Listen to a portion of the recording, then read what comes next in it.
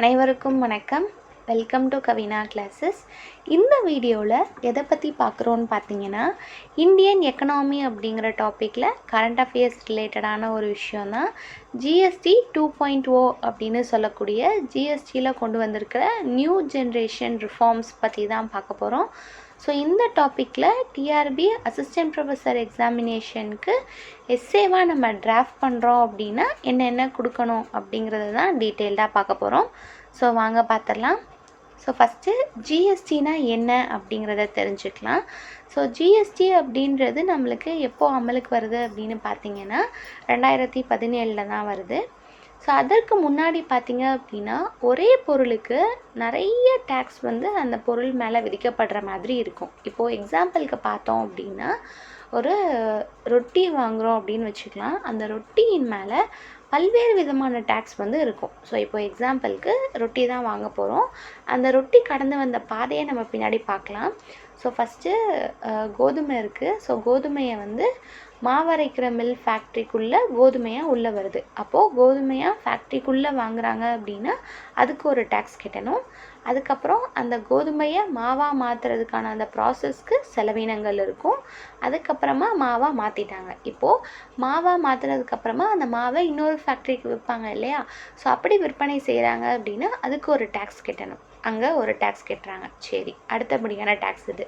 அதுக்கப்புறமா இந்த மாவை என்ன பண்ணுவாங்க அப்படின்னா ரொட்டி தயாரிக்கிற ஒரு ஃபேக்ட்ரி வாங்குவாங்க. ஸோ அவங்களுக்கு ரா மெட்டீரியலாக உள்ளே வர விஷயம் அப்படிங்கிறதுனால அதுக்கும் அவங்க டேக்ஸ் கட்டணும். ஓகே, மறுபடியும் என்ன பண்ணுறாங்க அப்படின்னா அந்த மாவு மேலே டேக்ஸ் கட்டுறாங்க. ஸோ அப்படி டேக்ஸ் கட்டினதுக்கப்புறமா அந்த மாவை என்ன பண்ணுறாங்க அப்படின்னா ப்ராசஸ் பண்ணி ரொட்டியாக மாற்றுறாங்க. அதுக்கான செலவினங்களும் அதுக்குள்ளே தான் அடங்கும். ஸோ அதுக்கப்புறம் என்ன பண்ணுறாங்க அப்படின்னா ரொட்டியாக மாற்றிட்டு அந்த ரொட்டியை ஒரு பேக்கரிக்கு டிரான்ஸ்போர்ட் பண்ணுறாங்க. ஸோ அப்படி ஃபேக்ட்ரியை விட்டு வெளியே விற்கிறாங்க அப்படின்னா அதுக்கு ஒரு டேக்ஸ் இருக்கும். அதுவுமே அந்த ரொட்டி மேலே தான் இருக்கும். அதுக்கப்புறமா அந்த ரொட்டி பேக்கரிக்கு போகுது. ஸோ பேக்கரியில் நம்மளை மாதிரி ஒரு சாதாரண மக்கள் போய் அந்த ரொட்டியை வாங்குகிறாங்க.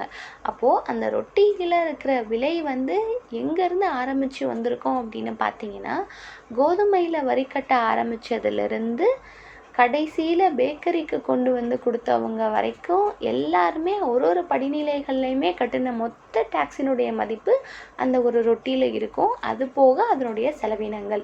ஸோ இதெல்லாம் சேர்த்து பார்த்தோம் அப்படின்னா அந்த ரொட்டியினுடைய விலை கொஞ்சம் காஸ்ட்லியாக தான் இருக்கும். ஸோ இதை நம்ம குறைக்கிறதுக்கு என்ன பண்ணலாம் அப்படின்னு பார்த்தீங்கன்னா இந்த பல்வேறு படிநிலைகளில் நம்ம டேக்ஸ் கட்டுறதுக்கு பதிலாக ஒரே ஒரு டேக்ஸ் இருந்தது அப்படின்னா அந்த ரொட்டியினுடைய டேக்ஸ் நம்மளுக்கு குறைஞ்சிரும். ஸோ அதனுடைய செலவினங்கள் மற்றும் ஒரே ஒரு டேக்ஸ் மட்டும் கட்டணும் அப்படின்னா அந்த பொருளுக்கு சரியாக இருக்கும். அப்படிங்கிறதுக்காக தான் நம்ம ஜிஎஸ்டி அப்படிங்கிற ஒன்றை கொண்டு வந்திருக்கோம். ஸோ பல்வேறு விதமான டேக்ஸஸ் இந்தியாவில் இருந்தது எல்லாத்தையுமே ஒழிச்சிட்டு ஜிஎஸ்டி மட்டும்தான் ஒரே ஒரு டேக்ஸ் அப்படின்னு கொண்டு வரோம். ஸோ இது நம்மளுடைய கான்ஸ்டியூஷனில் கிடையாது, ஒரிஜினலாக இல்லை. ஸோ நம்ம என்ன பண்ணுறோம் அப்படின்னா சட்டத்திருத்தத்தின் மூலமாக எதை கான்ஸ்டியூஷனுக்குள்ளே சேர்க்குறோம். அது என்ன சட்டத்திருத்தம்னு பார்த்தீங்கன்னா 101வது சட்டத்திருத்தம் 2017 மூலமாக நம்ம இதை கான்ஸ்டியூஷனுக்குள்ளே ஜிஎஸ்டி அப்படிங்கிற ஒன்றை சேர்க்குறோம். ஒரு புது ஆர்டிக்கல் கொடுக்குறோம். அந்த ஆர்டிக்கல் என்னன்னு பார்த்தீங்கன்னா 279A. ஸோ இந்த ஆர்டிக்கலில் தான் ஜிஎஸ்டியை பற்றி தெளிவாக எழுதுகிறோம். ஸோ இப்போது ஜிஎஸ்டியில் ஏதாவது மாற்றம் கொண்டு வரணும், அந்த ஜிஎஸ்டி ஆர்டிக்கலில் ஏதாவது மாற்றம் கொண்டு வரணும் அப்படின்னா ஆர்டிக்கல் 368 அரசியலமைப்பு சட்ட திருத்தம் பண்ணுறோம் இல்லையா? ஸோ அந்த ஆர்டிக்கலை பயன்படுத்தி நாடாளுமன்றத்தில் சிறப்பு பெரும்பான்மையோட மாநிலங்களினுடைய 50% ஒப்புதலும் இருந்தால் மட்டும்தான் இந்த ஜிஎஸ்டியில் நம்மளால் மாற்றங்கள் கொண்டு வர முடியும். அப்போது அரசியலமைப்பு சட்டத்திருத்தம் பண்ணணும் அப்படின்னாலுமே ஜிஎஸ்டியை பொறுத்த மட்டுக்கும் நம்மளுக்கு மத்திய மற்றும் மாநில அரசு 2 பேரும் இணைந்து செயல்படக்கூடிய ஒரு விஷயமாக தான் இருக்குது. அதே மாதிரியே இந்த ஜிஎஸ்டி ஆர்டிக்கலின் அடிப்படையில் ஜிஎஸ்டி கவுன்சில் அப்படின்னு ஒன்று அமைக்கிறாங்க. இந்த ஜிஎஸ்டி கவுன்சில் எதற்காக அப்படின்னு பார்த்தோன்னா ஜிஎஸ்டி கவுன்சில் என்ன பண்ணுவாங்க அப்படின்னா இப்போது ஜிஎஸ்டின்னு ஒரு டேக்ஸ் நம்ம அமல்படுத்த போகிறோம் அப்படின்னு சொல்லியாச்சு. ஸோ அந்த டேக்ஸை என்னென்ன வழிமுறைகளை பின்பற்றி நம்ம அமல்படுத்த போகிறோம், எந்த பொருளுக்கு எவ்வளோ டேக்ஸ் விதிக்கிறோம், யாரை அந்த வரியை வசூலிக்க போகிறாங்க, அந்த வரியை எப்படி நம்ம பிரித்து கொடுக்க போகிறோம். ஸோ இது சார்ந்த விஷயங்கள் எல்லாத்தையும் முடிவு பண்ணுறதுக்கு தான் இந்த ஜிஎஸ்டி கவுன்சில் அப்படிங்கிறத நம்ம அமைச்சிருக்கோம். ஸோ இதில் யாரெல்லாம் இருப்பாங்கன்றதை பார்த்துடலாம். சேர்மனாக யார் இருப்பாங்க அப்படின்னா மத்திய நிதியமைச்சர் இருப்பாங்க. மெம்பர்ஸாக யாரெல்லாம் இருப்பாங்கன்னு பார்த்தீங்கன்னா மத்திய அமைச்சரவை சார்ந்த உறுப்பினர்கள் இருப்பாங்க. மாநிலங்கள்லேருந்து அந்தந்த மாநிலங்களினுடைய நிதியமைச்சர்கள் உறுப்பினர்களாக இருப்பாங்க. யூனியன் பிரதேசங்களில் சட்டமன்றங்கள் இருக்கும் பட்சத்தில் அங்கே இருக்கக்கூடிய நிதியமைச்சர்களும் இதில் உறுப்பினர்களாக பங்கெடுத்துப்பாங்க. ஸோ இவங்க எல்லாரும் சேர்ந்தது தான் நம்ம ஜிஎஸ்டி கவுன்சில் அப்படின்னு சொல்லுவோம். ஜிஎஸ்டி கவுன்சிலில் ஒரு விஷயத்தை வந்து ஒரு முடிவு எட்டப்படுது, ஒரு விஷயம் வந்து அமல்படுத்தலாம் அப்படிங்கிற முடிவுக்கு எட்டப்படுது அப்படின்னா எப்போ அந்த முடிவுக்கு வரும்னு பார்த்தீங்கன்னா அந்த ஜிஎஸ்டி கவுன்சிலில் 75% மெஜாரிட்டியோட அந்த விஷயம் வந்து நம்மளுக்கு நிறைவேறினா மட்டும்தான், ஜிஎஸ்டியோட கவுன்சில் ஒப்புதல் கொடுத்தா மட்டும்தான் அந்த விஷயம் வந்து நிறைவேறும். இப்போது 75% மெஜாரிட்டி கொடுக்கணும் அப்படின்னா அதில் மத்திய அரசினுடைய அந்த மெம்பர்ஸ் இருக்காங்க இல்லையா, ஸோ அவங்களால 1/3 ஓட் மட்டும்தான் கொடுக்க முடியும். மாநில அரசு சார்ந்த உறுப்பினர்களால் தான் 2/3 ஓட்டு வந்து கொடுக்க முடியும். அப்போது இதுலேயுமே நம்மளுக்கு மத்திய மற்றும் மாநில அரசினுடைய ஒருங்கிணைந்த பங்களிப்பு இருக்குது அப்படிங்கிறத நம்மளால் புரிஞ்சுக்க முடியுது. இப்போது மத்திய அரசு மட்டும் நினச்சா நம்மளால் ஜிஎஸ்டியில் ஒரு மாற்றத்தையோ ஜிஎஸ்டியினுடைய ஆர்டிக்கலில் ஒரு சேஞ்சையோ நம்மளால் கொண்டு வந்துட முடியாது. மாநில அரசினுடைய ஒப்புதலும் வேணும். மாநில அரசும் அவங்களுடைய முக்கியத்துவத்தை வந்து வெளிப்படுத்துகிற விதமாக நம்மளுக்கு இந்த ஜிஎஸ்டியை வந்து ஃப்ரேம் பண்ணியிருக்காங்க. இதுதான் ஜிஎஸ்டியை பற்றின ஓவரால் ஒரு ஹிஸ்டாரிக்கல் வியூ. ஸோ இப்போ அடுத்தது நம்ம ஜிஎஸ்டி 2.0 அப்படிங்கிற ரிஃபார்ம்ஸ் எதனால் வந்தது அப்படிங்கிறத பார்த்துடலாம். ஸோ இப்போது இந்த 2017 கொண்டு வந்த ஜிஎஸ்டி இப்போது 2025 ஒரு மாற்றம் கொண்டு வர்ற அளவுக்கு சரிவை சந்திச்சுதா அப்படின்னு கேட்டால் கண்டிப்பாக கிடையாது. ஏன்னு பார்த்தீங்கன்னா ஜிஎஸ்டி வந்து ஒரு பெரிய அச்சீவ்மெண்ட்டை நோக்கி அந்த வெற்றி பயணத்தை நோக்கி போயிட்டுருக்கு. இப்போது ரீசெண்டாக நடந்த டேட்டாவை வச்சே பார்க்கலாம். 2024-25 டேட்டாவின் படி பார்த்தோம் அப்படின்னா நம்மளுக்கு ஜிஎஸ்டியின் வருவாயா 22.08 லட்சம் கோடி கிடச்சிருக்கு. ஸோ இதுதான் இப்போ வரைய வந்த ஜிஎஸ்டி வருமானங்கள்லேயே அதிகம் அப்படின்னு சொல்லப்படுது. இதனுடைய சராசரி பார்த்தோம் அப்படின்னா 1.84 லட்சம் கோடியாக இருக்குது. அப்போது 2017 2024-25 வரைய உள்ள அந்த ஜிஎஸ்டி கிராஃபை கம்பேர் பண்ணோம் அப்படின்னா 5 மடங்கு வளர்ச்சி அடைஞ்சிருக்கு அப்படின்னு எக்கனாமிஸ்ட் வந்து நம்மளுக்கு தெரிவிக்கிறாங்க. வருடம் இதோட க்ரோத் எவ்வளோ இருக்குது அப்படின்னு பார்த்தீங்கன்னா 9.4% வந்து இருக்குது. ஸோ இவ்வளோ சக்ஸஸாக போய்கிட்டு இருக்கிற இந்த ஜிஎஸ்டிக்கு எதனால் வந்து ஒரு சீர்திருத்தம் தேவை அப்படின்னா இந்த ஜிஎஸ்டியில் ஒரு சில சேலஞ்சஸ் இருக்குது. ஸோ அதெல்லாம் அட்ரஸ் பண்ணிட்டோம் அப்படின்னா ஜிஎஸ்டி வந்து இன்னும் ஸ்மூத்தாக ரன் ஆகும். ஸோ அது என்னலாம் அப்படின்றத பார்த்துடலாம். ஸோ எதனால் ஒரு ரிஃபார்ம்ஸ் கொண்டு வராங்க, எதனால் இதுக்கு மாற்றம் தேவைப்படுது அப்படிங்கிற காரணங்களை தான் இப்போ பார்க்க போகிறோம். நம்ம 2017 கொண்டு வந்த ஜிஎஸ்டியில் மல்டிபிள் டேக்ஸ் ஸ்லாப்ஸ் இருக்குது. ஸோ டேக்ஸ் வந்து பல்வேறு சதவீதத்தில் வந்து நிர்ணயிச்சிருக்காங்க. அதனால் என்ன ஆகுது அப்படின்னா எந்த பொருளுக்கு எந்த சதவீதத்தில் டேக்ஸ் விதிக்கணும் அப்படிங்கிறது வியாபாரிகளுக்குமே ஒரு தெளிவான புரிதல் வந்து கிடையாது. அதே மாதிரியே மக்களுக்குமே எதனால் இந்த பொருளுக்கு இந்த டேக்ஸ் வருது அப்படின்ற ஒரு தெளிவான விழிப்புணர்வும் கிடையாது. ஸோ அதனால் நிறைய டேக்ஸ் பர்சன்டேஜ் வச்சுருக்கிறதுனால அதுவே வந்து ஒரு குழப்பத்தை உண்டாக்கக்கூடிய ஒரு விஷயமாக தான் இருக்குது. அடுத்தது பார்த்திங்க அப்படின்னா இன்வெர்ட்டட் டியூட்டி ஸ்ட்ரக்சர்ஸ். ஸோ இந்த இன்வெர்ட்டட் டியூட்டி ஸ்ட்ரக்சர்ஸ் அப்படின்றது என்ன சொல்லுவாங்க அப்படின்னு பார்த்தீங்கன்னா இதை தெளிவாக புரிஞ்சுக்கிறதுக்கு ஒரு எக்ஸாம்பிளோட பார்க்கலாம். இப்போ வந்து ஒரு ஃபேக்ட்ரி இருக்குது அப்படின்னா அந்த ஃபேக்ட்ரிக்குள்ளே ரா மெட்டீரியலாக ஒரு பொருள் வரும். அதை ப்ராசஸ் பண்ணி வெளியே விற்பனைக்கு ஏற்ற மாதிரி ஒரு பொருளாக கொண்டு போவாங்க இல்லையா. இப்போது இந்த இன்வெர்ட்டட் டியூட்டி ஸ்ட்ரக்சர்ஸ்க்கு என்ன அர்த்தம்னு பார்த்தீங்கன்னா ஃபேக்ட்ரிக்குள்ளே ரா மெட்டீரியலாக ஒரு பொருளை உள்ளே கொண்டு வரோம் அப்படின்னா அந்த பொருளுக்கு அதிகமான டேக்ஸ் வந்து விதிப்பாங்க. அதே மாதிரி அந்த பொருளை ப்ராசஸ் பண்ணதுக்கப்புறமா விற்பனை செய்யக்கூடிய ஒரு பொருளை நம்ம வெளியே எடுத்துகிட்டு போகும்போது அதுக்கான டேக்ஸ் வந்து கம்மியாக விதிப்பாங்க. அப்போது அதிகமான டேக்ஸ் கொடுத்து ஒரு பொருளை வாங்கி அதற்கு செலவினங்கள் எல்லாம் செஞ்சு கம்மியான டேக்ஸோடு அந்த பொருளை விற்பனை செய்யும்போது என்ன ஆகுது அப்படின்னா வியாபாரியினுடைய கண்ணோட்டத்திலேருந்து பார்க்கும்போதில் அவங்களுக்கு கை நட்டப்படுது. அப்போது இந்த நட்டத்தை ஈடுகட்டுறதின் விதமாக என்ன பண்ணுறாங்க அப்படின்னா வியாபாரிகள் எல்லாருமே பொருளினுடைய விலையை வந்து ஏற்றுறாங்க. அப்போது தான் அவங்களால உள்ளே வாங்கக்கூடிய ரா மெட்டீரியல்ஸ்க்கு தேவையான அந்த அதிகப்படியான டேக்ஸை வந்து கட்டி ஈடுகட்ட முடியுது. இதனால தான் ஜிஎஸ்டி அமல்படுத்தினதுக்கப்புறமா நிறைய பொருட்களினுடைய விலைவாசி உயர்ந்தது ஒரு முக்கியமான காரணமாக பார்க்கப்படுது. ஸோ இதுவுமே ஜிஎஸ்டியில் இருக்கிற ஒரு ப்ராப்ளம் தான். அடுத்தது ஹை காம்பைலன்ஸ் காஸ்ட். ஸோ இப்போது வந்து ஜிஎஸ்டி வரம்புக்குள்ளே வர்ற எல்லா வியாபாரிகளுமே என்ன பண்ணணும் அப்படின்னா ஜிஎஸ்டி ஃபைல் பண்ணணும். அதை அவங்க குவார்ட்டர்லி பண்ணிக்கலாம், இயர்லி பண்ணிக்கலாம், அதுக்கு நிறைய ஆப்ஷன்ஸ் இருக்குது. ஆனால் இந்த ஜிஎஸ்டி ஃபைல் பண்ணுறதுக்கு நிறைய டைம் ஆகும். அது மட்டும் இல்லாமல் நம்மளுக்கு நிறைய காஸ்ட்டு அதுக்கு செலவினங்கள் ஆகும். ஸோ இதனால் என்ன ஆகுது அப்படின்னா நிறைய பேர் வந்து அதை ஃபைல் பண்ணுறதே இல்லை. ஸோ ஃபைல் பண்ணாலுமே ஃபைல் பண்ணதுக்கப்புறமா இப்போ நம்மளுக்கு வந்து நம்மளுடைய ஜிஎஸ்டி நம்ம எவ்வளோ பே பண்ணியிருக்கோம், நம்மளுக்கு எவ்வளோ பே பண்ணியிருக்காங்க, இது எல்லாத்தையுமே வச்சு என்ன பண்ணுவாங்க அப்படின்னா நம்மளுக்கு டேக்ஸ் டிஃப்ரென்சஸ் இருந்தது அப்படின்னா அதை திருப்பி நம்மளுக்கே பே பண்ணுவாங்க.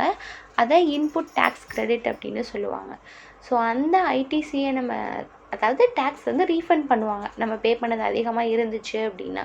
ஸோ அந்த ரீஃபண்ட் பண்ணுற ப்ராசஸ்க்குமே வந்து ரொம்ப டிலே ஆகுது. ஸோ சரியான நேரத்துக்கு அது கையில் கிடைக்கிறதில்ல அப்படின்ற மாதிரி நிறைய இஷ்யூஸுமே இருக்குது. அடுத்தது டேக்ஸ் எவேஷன். ஸோ இந்த மாதிரி நிறைய காஸ்ட் கொடுத்து கம்பைல் பண்ணுறதா இருக்கட்டும், ஐடிசி லேட்டாக வர்றதா இருக்கட்டும், இப்படி நிறைய ப்ராப்ளம்ஸ் இருக்கிறதுனால என்ன பண்ணுறாங்க அப்படின்னா நிறைய பேர் டேக்ஸ் எவேஷனுக்குள்ளே போயிடுறாங்க, வரி ஏய்ப்பு வந்து செஞ்சிடுறாங்க. ஏன்னா என்ன பொருளுக்கு என்ன பர்சன்டேஜ் விதிக்கிறதுன்றதே ஒரு குழப்பம். அப்படி நான் சரியான ஜிஎஸ்டி கொடுத்து நான் விற்பனை செஞ்சாலுமே அந்த ஜிஎஸ்டியை ஃபைல் பண்ணுறதுல எனக்கு குழப்பம். நான் ஃபைல் பண்ணதுக்கப்புறமா ரீஃபண்ட் வாங்குறதுக்கே எனக்கு ரொம்ப லேட் ஆகுது. ஸோ இந்த மாதிரி இவ்வளோ பிரச்சனை இருக்கிறதுக்கு நான் டேக்ஸே கட்டாமல் விட்டுட்டேன் அப்படின்னா எனக்கு வந்து எந்த ஒரு பிரச்சனையும் வர்றதில்லை அப்படின்ட்டு வரி ஏய்ப்பு செய்கிறாங்க. ஸோ இந்த வரி ஏய்ப்பு எதனால் நடக்குது அப்படின்னு பார்த்தோன்னா பில்ஸ் இல்லாமல் வந்து அந்த சேல்ஸை வந்து கம்ப்ளீட் பண்ணிடுவாங்க. அப்போது பில் இல்லை அப்படிங்கிறப்ப ஆட்டோமேட்டிக்காக அது நம்மளுக்கு வந்து கணக்கில் வராது இல்லையா. ஸோ எதுலேயுமே நம்மளால் கொண்டு வர முடியாது. அப்போது நம்மளுடைய சேல்ஸ் வந்து எவ்வளோ இருக்குது அப்படிங்கிறத நம்மளால் லிஸ்ட் அவுட் பண்ண முடியாமல் வரி ஏய்ப்பு செய்யக்கூடிய நிலைமைக்கும் போயிடுது. ஸோ இந்த மாதிரி பிரச்சனைகள்லாம் இருக்கிறதுனால தான் இதுக்கு எல்லாத்துக்குமே ஒரு தீர்வாக இருக்கும் அப்படிங்கிற மாதிரி ஒரு சீர்திருத்தங்கள் வந்து கொண்டு வந்திருக்காங்க. ஸோ அதை நம்ம பார்த்துடலாம்.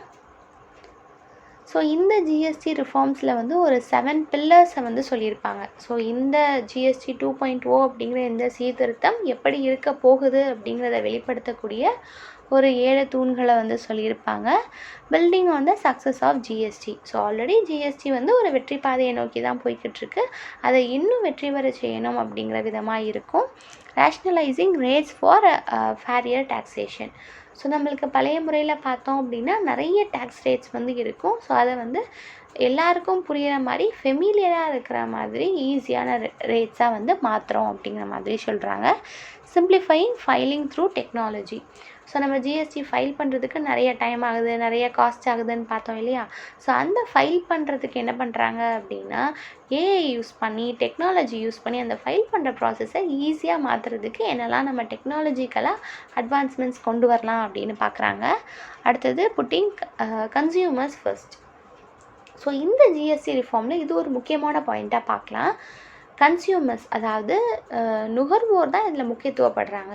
நுகர்வோருக்கு எது அத்தியாவசிய தேவையாக இருக்கோ அதற்கு கம்மியான வரியை வந்து நம்ம விதிக்கணும் அப்படிங்கிறது தான் முக்கியத்துவமாக கொண்டு இந்த சீர்திருத்தத்தை வந்து மேற்கொண்டிருப்பாங்க.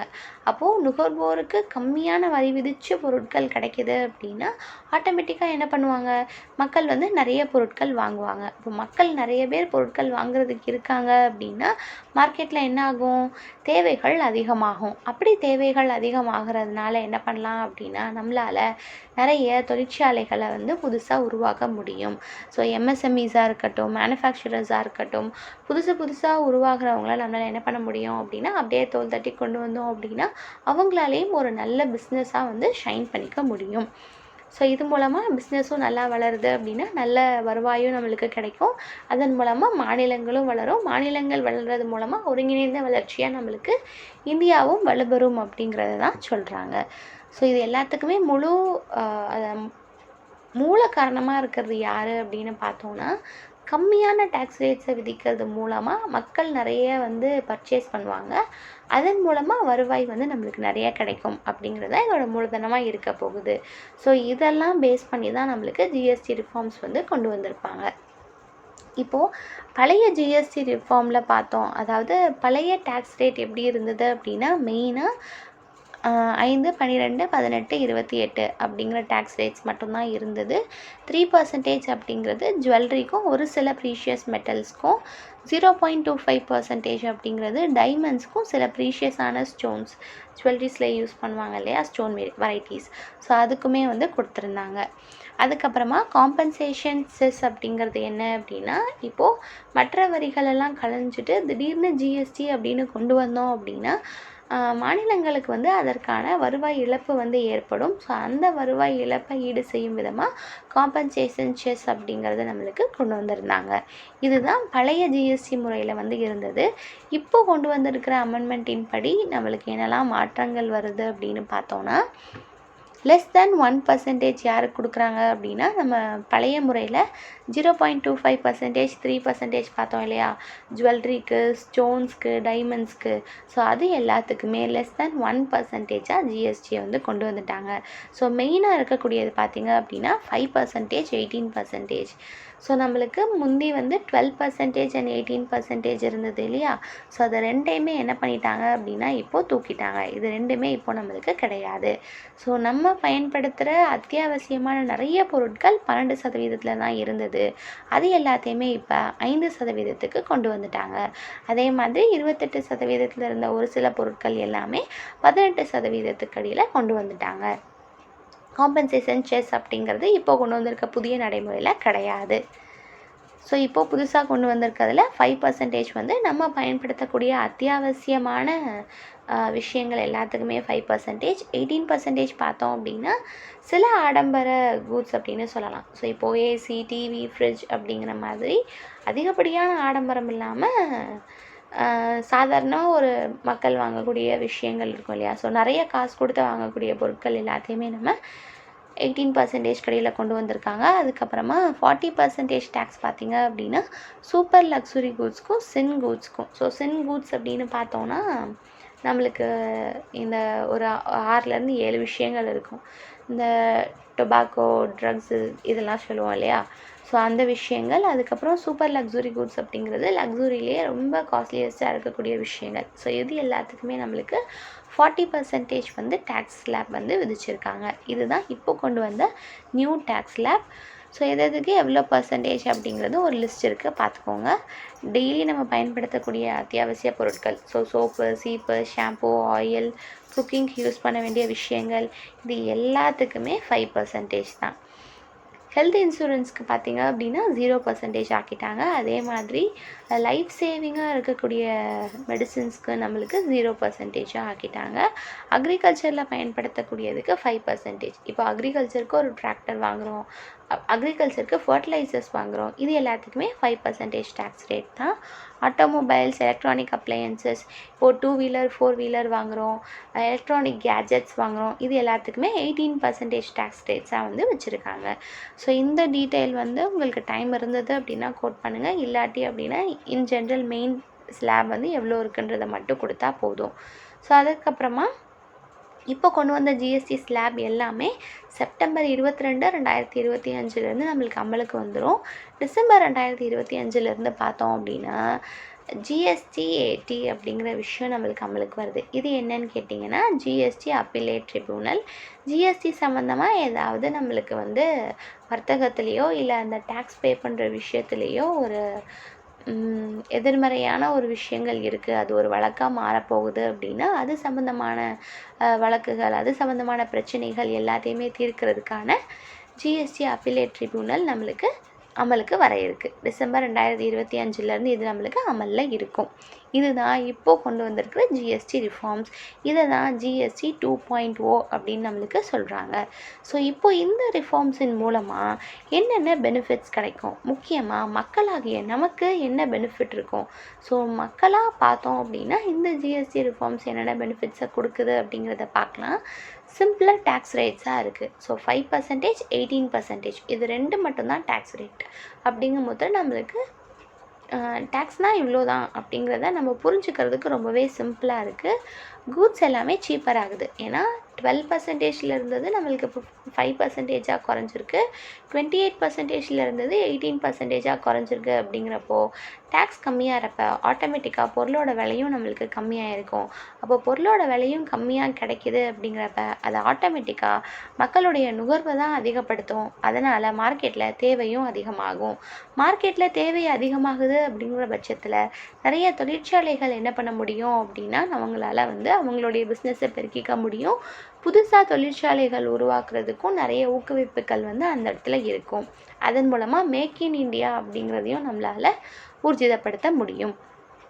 இப்போது சிம்பிளான டேக்ஸ் ரேட் தான் இருக்குது. ஃபைல் பண்ணுற ப்ராசஸையும் நம்ம டெக்னாலஜி மூலமாக என்ஹான்ஸ் பண்ண போகிறோம். அப்படிங்கிறதுனால என்ன ஆகும் அப்படின்னா டேக்ஸ் எவேஷன் அப்படிங்கிறது ரொம்ப ரொம்ப குறைக்கப்படும். யாருமே வரி ஏய்ப்பு செய்ய மாட்டாங்க. ஏன்னா தெளிவாக இருக்குது. 5% யாருக்கெலாம் கொடுக்கணும், 18% யாருக்கெலாம் கொடுக்கணும் அப்படிங்கிற ப்ராசஸ் தெளிவாக இருக்குது. அப்படிங்கிறப்ப டேக்ஸ் வசூலிக்கிறது ரொம்பவே ஃபேராக இருக்கும். எந்த ஒரு வரி ஏய்ப்பும் நடக்காமல் இருக்கிறதுக்கு இந்த ரிஃபார்ம்ஸ் வழிவகுக்கும் அப்படிங்கிறத கொடுக்குறாங்க. ஸோ நிறைய பொருட்கள் வாங்குகிறாங்க. மக்கள்கிட்ட பொருட்கள் நல்லா இருக்குது. மக்களுடைய செலவினங்கள் பண்ணுறதுக்கு கம்மியான விலையிலேயே பொருட்கள் எல்லாமே கிடைக்கிது. அப்படிங்கிறப்ப அந்த வாழ்வாதாரம் அப்படின்னு சொல்லுவோம் இல்லையா, அந்த ஸ்டாண்டர்ட் ஆஃப் லிவிங், ஸோ அது மேம்படும். அடுத்ததாக ஷேர் மார்க்கெட்ஸும் நம்மளுக்கு உயரும்.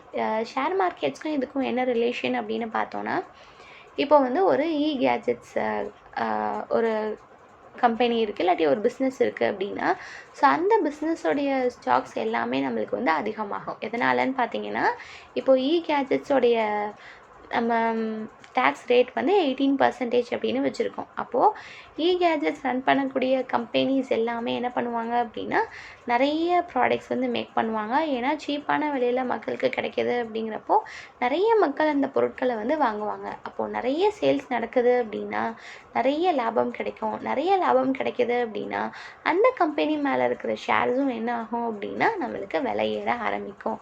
அப்போது இதெல்லாம் நடக்கும் அப்படிங்கிற நம்பிக்கையில் ஷேர் ஹோல்டர்ஸ் என்ன பண்ணுவாங்க அப்படின்னா கம்பெனிஸ் மேலே அவங்களோட ஷேர்ஸை நிறைய வாங்க ஆரம்பிப்பாங்க. ஸோ ஷேர் மார்க்கெட்ஸும் நம்மளுக்கு நல்ல பூமில் இருக்கும். ஸோ இது எல்லாமே ஒரு பீப்புளாக பார்த்தோம், ஒரு மக்களாக பார்த்தோம் அப்படின்னா இந்த ரிஃபார்ம்ஸ்லேருந்து அவங்க எடுத்துக்கக்கூடிய நன்மைகளாக இருக்கும். கவர்மெண்ட் சைட்லேருந்து பார்த்தோம் அப்படின்னா இது எப்படி அவங்களுக்கு நன்மை தரக்கூடிய வகையில் இருக்குன்றதை பார்க்கலாம். ஸோ ஒரு ஷார்ட் டேர்ம் கோலாக பார்க்கலாம், லாங் டேர்ம் கோலாக பார்க்கலாம். குறுகிய காலத்தில் இந்த ரிஃபார்ம்ஸ் எப்படி கவர்மெண்ட்டுக்கு பயனளிக்கும் அப்படின்னு பார்த்தீங்கன்னா கண்டிப்பாக ரெவென்யூ லாஸு தான் கொடுக்கும். ஏன்னா 12லேருந்து 5 குறைச்சிட்டோம், 28லேருந்து 18 குறைச்சிருக்கோம். அப்போது இந்த டேக்ஸுடைய வருமானம் இருக்குது இல்லையா, அது ஆட்டோமேட்டிக்காக நம்மளுக்கு குறைய தான் செய்யும். அது நம்மளுக்கு ஒரு குறுகிய காலத்திற்கு மட்டும்தான். இதை ஒரு தொலைநோக்கு பார்வையோடு பார்த்தோம் அப்படின்னா வரி குறையிறதுனால பொருட்கள் சீப்பாக கிடைக்கிறதுனால மக்கள் நிறைய வாங்குவாங்க. ஸோ இந்த இடத்துல என்ன பண்ணுறோம் அப்படின்னா மக்களுடைய கன்சம்ஷன் பிஹேவியர், அந்த நுகர்வு தன்மை இருக்கு இல்லையா, அதை நம்ம அதிகப்படுத்துகிறோம். ஸோ அதை அதிகப்படுத்துறதன் மூலமாக என்ன ஆகும் அப்படின்னு பார்த்தீங்கன்னா வர்த்தகம் நிறையா நடக்கும். அதன் மூலமாக வருமானமும் நம்மளுக்கு கிடைக்கும். ஸோ லாபம் மட்டும் இல்லாமல் அந்த என்ன சொல்கிறது, அந்த வர்த்தக பரிவர்த்தனை அப்படிங்கிறது நம்மளுக்கு நிறையா நடக்குது இல்லையா. ஸோ அதன் மூலமாகவே நம்மளுக்கு என்ன ஆகும் அப்படின்னா கவர்மெண்ட்டுக்கு தேவையான ரெவன்யூ ஜென்ரேட் ஆகிடும். ஷார்ட் டேர்மில் இது அப்சல்யூட்டாக ரெவன்யூ லாஸ் தான். ஆனால் லாங் டேர்ம் கோலில் பார்க்கும்போதில் கண்டிப்பாக கவர்மெண்ட்டுக்கு ஒரு சக்ஸஸை கொடுக்கக்கூடிய ஒரு விஷயமாக தான் இருக்கும். ஸோ அடுத்ததாக இதை ஒரு எஸ்ஏவாக டிராஃப்ட் பண்ணுறோம் அப்படின்னா எப்படி பண்ணலாம் அப்படிங்கிறத பார்த்துடலாம். ஸோ ஃபஸ்ட்டு ஜென்ரலாக ஜிஎஸ்டி ரிஃபார்ம்ஸ் பற்றி அதனுடைய பெனிஃபிட்ஸ் என்ன அப்படிங்கிறத பற்றி நம்ம கொடுக்க போகிறோம் அப்படிங்கிற மாதிரி ஒரு 2 to 3 லைன்ஸில் ஒரு இன்ட்ரடக்ஷன் கொடுத்துட்டு ஜிஎஸ்டினா என்ன அப்படிங்கிற பேசிக் அவுட்லைன் கொடுத்துடலாம். ஜிஎஸ்டி ரிஃபார்ம்ஸ் எதனால் கொண்டு வர்றாங்க அப்படிங்கிறதுக்கான பாயிண்ட்ஸை கொடுக்கணும். ஓல்டு ஸ்லாப் எப்படி இருக்குது, நியூ ஸ்லாப் எப்படி இருக்குது, ஸோ நீங்கள் கம்பேரிசனாக கூட கொடுக்கலாம். ஓல்டு ஸ்லாப்லேருந்து நியூ ஸ்லாபுக்கு எப்படி மாறுச்சு அப்படிங்கிற மாதிரி உங்களோட நீங்கள் அதை அப்படியே மாற்றிக்கனாலும் கொடுத்துக்கலாம். அதுக்கப்புறமா இப்போது புதுசாக கொண்டு வந்திருக்கிற நியூ ஸ்லாப்னால் என்னென்ன பெனிஃபிட்ஸ் இருக்குது அப்படிங்கிறது. ஸோ இப்போது புதுசாக கொண்டு வந்திருக்கிற ரிஃபார்ம்ஸ்லேயுமே நம்மளுக்கு சேலஞ்சஸ் கண்டிப்பாக இருக்க தான் செய்யும். அந்த சேலஞ்சஸை கொடுக்குறீங்க அப்படின்னா சொல்யூஷன்ஸும் சேர்த்து ஆட் பண்ணிக்கோங்க.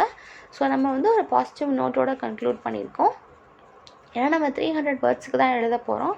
ஸோ நம்ம இன்னும் எலாபரேட்டாக கண்டென்ட் ஆக்கிட்டே போனோம் அப்படின்னா நம்மளால் எஸ்ஸேவை கன்சைஸாக முடிக்க முடியாது. ஸோ அதனால் பாயிண்ட்ஸ் எவ்வளோ நம்ம கம்மியாக சேகரிக்கிறோமோ நம்ம சேகரித்த பாயிண்ட்ஸை எஃபெக்டிவாக டிராஃப்ட் பண்ணுறதுக்கு ஈஸியாக இருக்கும் அப்படிங்கிறதுனால சேலஞ்சஸ் எதையுமே நம்ம இதில் இன்க்ளூட் பண்ணலை. சரிங்களா?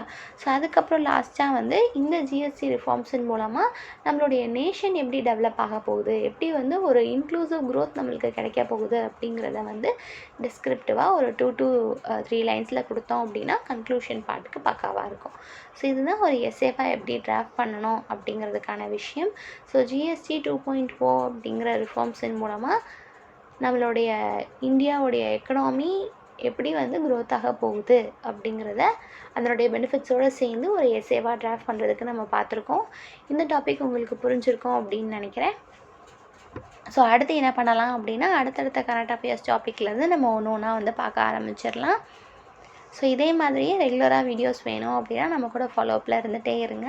ஸோ அடுத்தது உங்களுக்கு தமிழ் எலிஜிபிலிட்டி டெஸ்ட்டுக்கான வீடியோஸுமே வந்து அடுத்து கொடுத்துருவாங்க.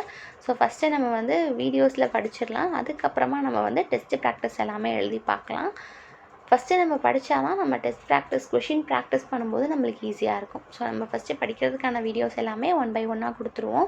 ஸோ இந்த எஸ்ஏஸ் நிறையா பேர் தமிழில் வேணும் அப்படின்னு கேட்டிருந்தீங்க. ஸோ இதோட எக்ஸ்ப்ளனேஷன்ஸ் எல்லாமே வந்து முடிஞ்ச அளவுக்கு பைலிங்குவலாக தான் கொடுத்துருக்கோம். ஸோ இது உங்களுக்கு அண்டர்ஸ்டாண்டபிளாக இருக்கா அப்படிங்கிறத பாருங்கள். இல்லை இன்னும் தமிழில் தான் வேணும் அப்படின்னா நீங்கள் வந்து இதில் நோட்ஸ் எடுக்க முடியலை அப்படின்னா சொல்லுங்கள். அடுத்த டாப்பிக்லேருந்து நம்ம வந்து உங்களுக்கு பைலிங்குவலாக நோட்ஸுமே வந்து கொடுத்துடலாம். சரிங்களா? ஸோ இது ரிலேட்டடாக உங்களுக்கு ஏதாவது டவுட்ஸ் இருந்தது அப்படின்னா கமெண்ட் செக்ஷனில் தாராளமாக தெரியப்படுத்துங்க.